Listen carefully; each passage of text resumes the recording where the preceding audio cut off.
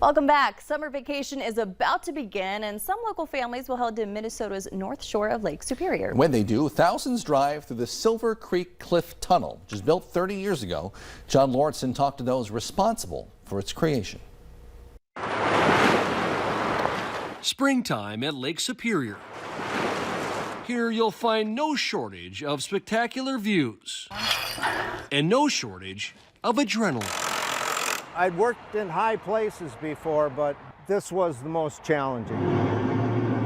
30 years ago, Tim Barton was practically living 200 feet off the ground on Silver Creek Cliff. He and his work crew were tasked with moving Highway 61 inland because it was too close to the lake.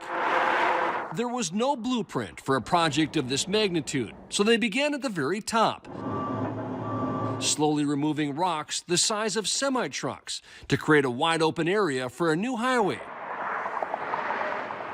and a new tunnel. And you were way up there, Tim. Yes. Leaning over the edge. Yeah.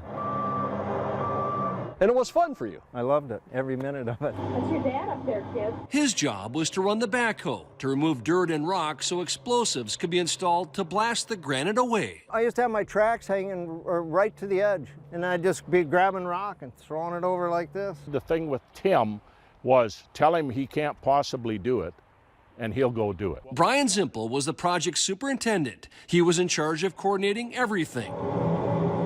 That included helicopters, drillers, and blast plans. There's a lot of worry when you're going to do that kind of explosions, you know, what's going to go wrong. For more than 2 years, the crew lived away from their families and worked 6 days a week, blasting a total of 450,000 cubic yards of rock. And even with a fence in place to protect drivers, there was no telling where the rock was going to end up. There was one time the rock decided to come down on its own on a weekend and had the road totally plugged off with rocks the size of semi-trucks laying all over. More than once I had to dive under equipment because fly rock was coming at you like incoming. Nobody got hit.